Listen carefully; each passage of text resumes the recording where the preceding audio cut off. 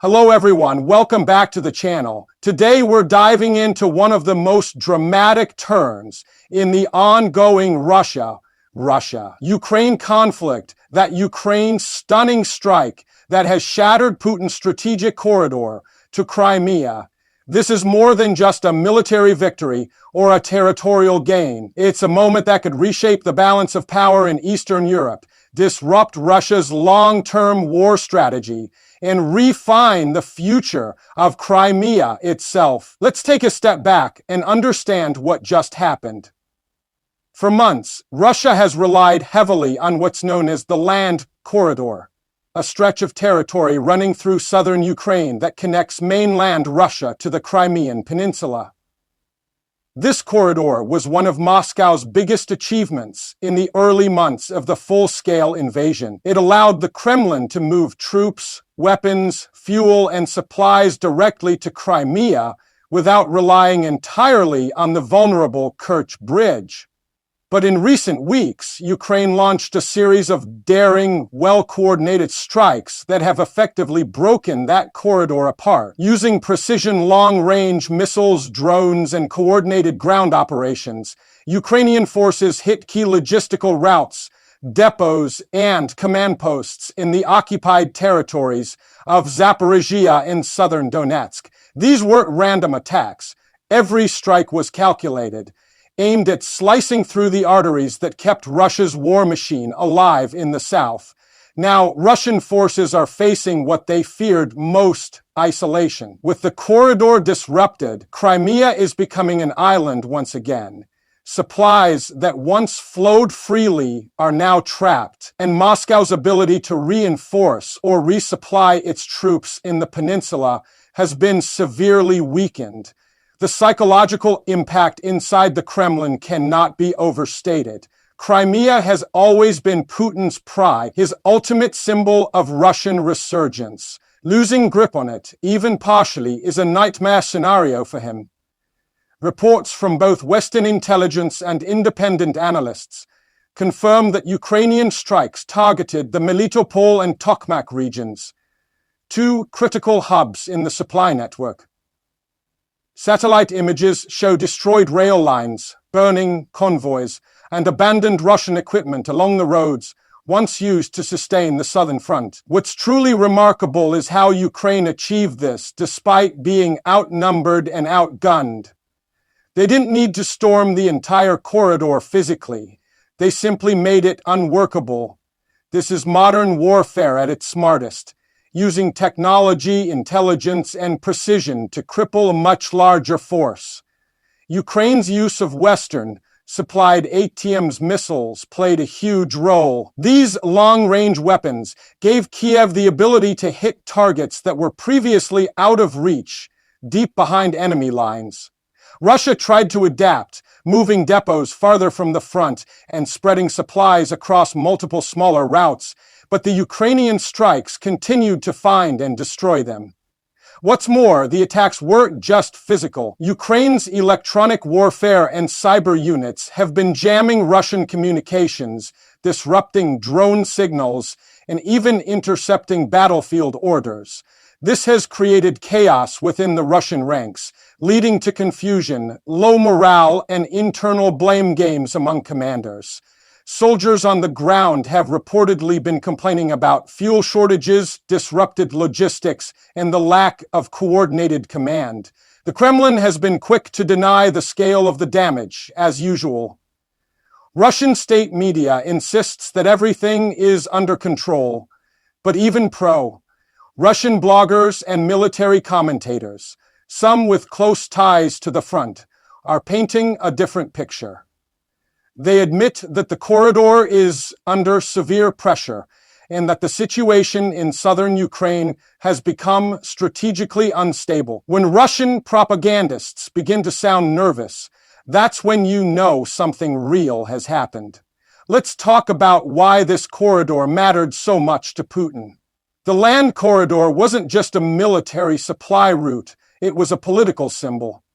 By securing that stretch of land, Russia connected Crimea to its mainland, effectively making the annexation permanent in Putin's eyes. It also gave Russia control over key economic assets like the Zaporizhzhia nuclear plant and the ports along the Sea of Azov. For nearly 2 years, that corridor served as the backbone of Russia's occupation in the south. But now the backbone has cracked, and once that happens, the entire structure begins to collapse. Without stable supply routes, the Russian army in Crimea and southern Ukraine will face increasing shortages of ammunition, fuel, and spare parts.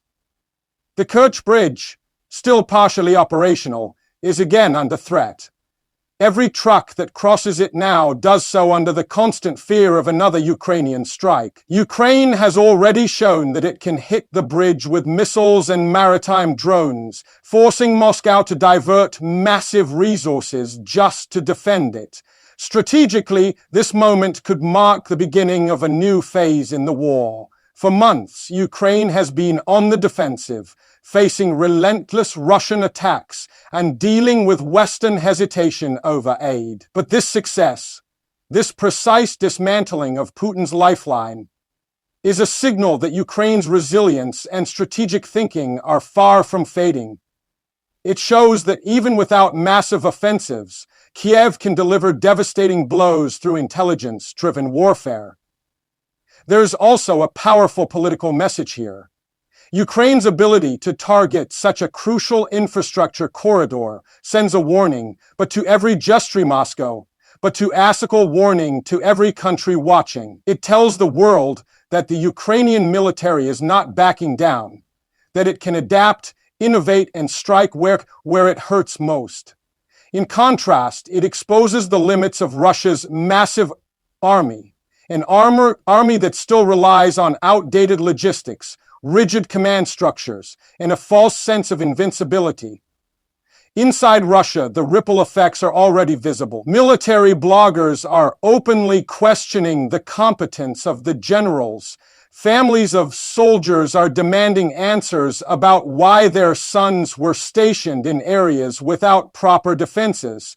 And political elites in Moscow are starting to sense that Putin's grand strategy may be unraveling faster than anyone expected. When supply lines fail, when communication breaks down, morale collapses.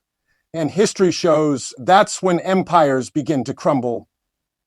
Ukraine's success also has a diplomatic dimension. Every time Kiev scores a major win, it strengthens its case for continued Western support.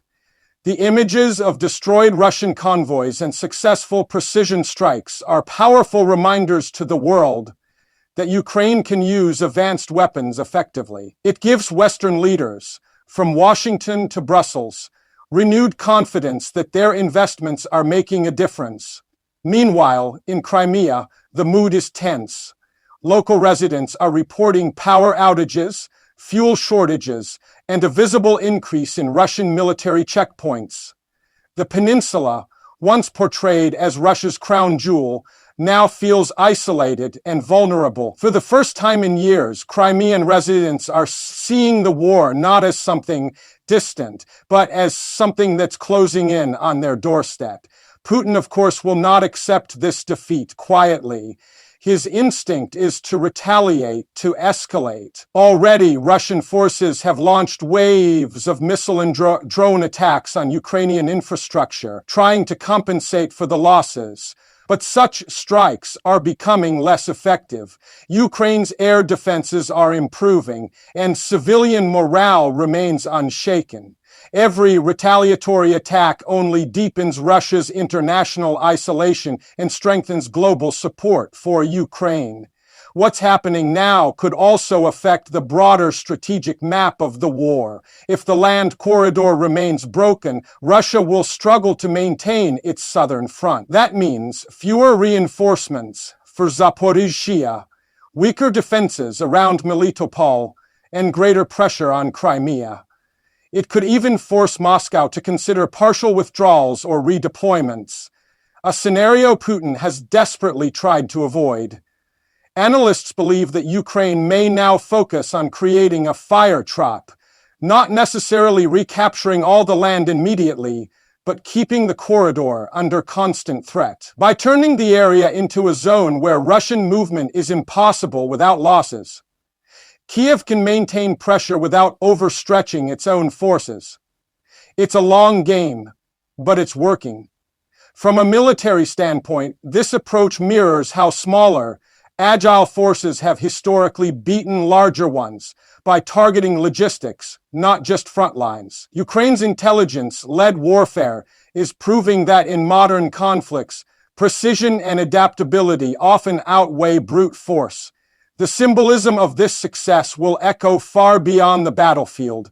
Let's not forget the emotional and human aspect. For millions of Ukrainians, the corridor represented occupation, a scar across their land. Watching it crumble is deeply symbolic, a sign that liberation is possible. Every destroyed convoy, every disrupted supply line represents a small step toward reclaiming their homeland. The sense of hope that this brings to Ukrainian civilians, especially those in occupied areas, is immeasurable. And for the soldiers on the front, this victory is fuel for their spirit. Many of them have fought for months under relentless shelling and harsh conditions, yet they continue to advance inch by inch. The news that Putin's southern lifeline is breaking apart gives them renewed determination. It tells them their sacrifices are making a real difference. Internationally, the consequences are significant. This event may influence how future aid packages are shaped, how NATO plans its long-term deterrence, and how global powers view Russia's staying power. Putin's narrative of inevitable victory has taken a massive blow. His promise to make Crimea untouchable now sounds hollow. The image of Russian invincibility, already damaged by previous failures, is collapsing. This is not just a battlefield loss, it's a psychological defeat. And psychological defeats are the ones that echo the longest. For a leader like Putin, whose authority depends on projecting strength, this kind of setback is devastating. It undermines his message to the Russian public and weakens his position among the elites who keep him in power. Yet, despite this moment of triumph, Ukraine remains cautious. Kiev's officials know that Russia will respond with rage. They also know that this war is far from over. But each success like this brings Ukraine closer to its ultimate goal: full sovereignty, full liberation, and a lasting peace built on justice. The road ahead will be difficult. The winter months will test both sides, but the lesson from this moment is clear.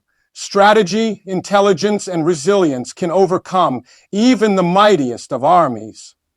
Ukraine has shown that it doesn't need to match Russia's numbers. It only needs to outthink and outmaneuver it.